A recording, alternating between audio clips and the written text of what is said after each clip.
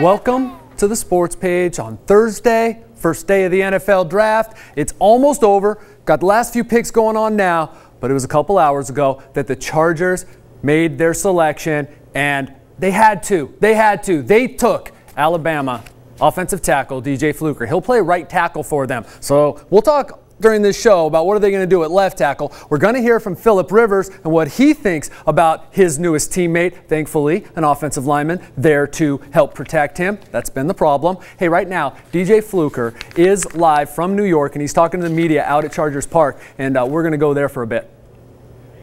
From that standpoint right now, I was excited for them, but I was more happy for me and my family.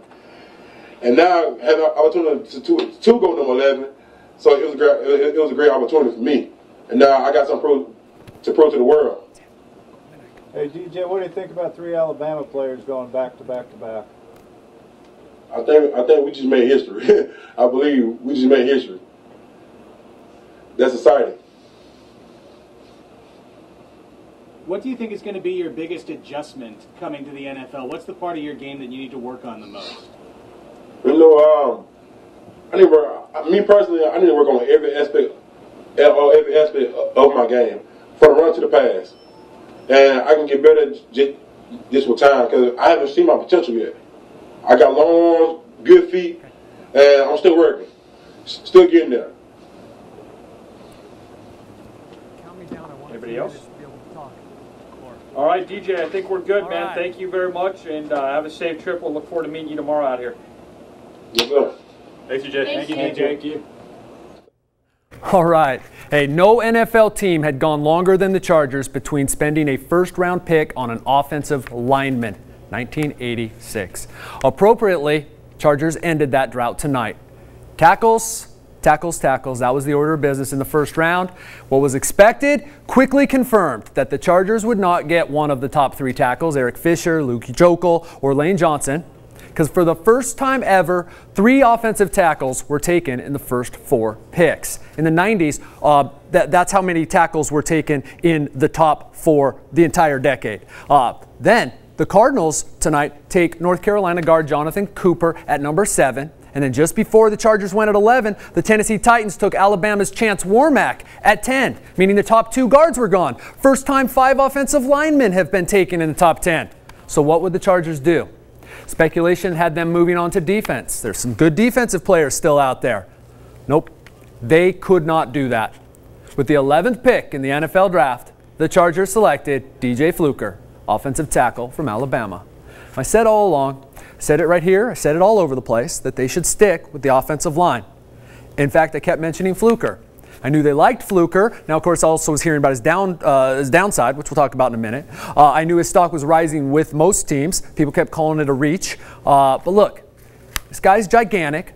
He's clearly physical on film. He has long arms, big hands. He is the proverbial nasty, all right? And in addition to lacking talent, I got to say this. The Chargers have been missing that nasty since guard Chris Dielman played his last game in the middle of 2011. I want you to remember this with the Fluker pick. This is not Norv Turner's offense anymore.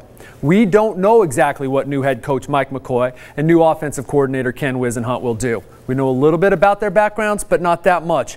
And the word is, from Chargers Park tonight, Fluker will be a right tackle for the Chargers. Now it brings up what to do with Jeremy Clary, and it still leaves a hole at left tackle. They brought in King Dunlap, but is he your starter? There's still some guys out there. And there's a second-round pick. There's some intriguing guys in the second round, guys left there to maybe try. So why will he be a right tackle? Why is Jeremy Clary? Perhaps, maybe it's Jeremy Clary they move in to guard. It's something they've talked about before. They've spent a lot of money on Jeremy Clary. Now, that's the old regime, but the fact is you got to make this all work in the salary cap. But why right tackle? For all that this guy has, Fluker, he is not that athletic. Quick guys, which obviously we're going to see here, quick guys can get around him. They can beat him. Now, can you work on some of that? Sure. He's 6'5", 316. This I think was a good pick. Now, I spend a lot of my time leading up to drafts talking about how we don't know before the draft and we don't know after the draft all right? We got to wait and see what this guy does. I mean, we thought Sean Merriman, after 3 years, was going to the Hall of Fame. Marcus McNeil's a Pro Bowler 2 times his first 3 seasons. We got to wait and see on this kid, but you can't say because, you know, the original mock drafts had him at 20, 22, that taking him at 11 was a mistake. You just can't do that. We'll say this, Starlo Tulele, he was there. Had they picked him, put him in between Corey Liuget and Kendall Reyes, that might have been the best young defensive line in the NFL. It's neither here nor there now. He's now a Carolina Panther, Star is. Hey.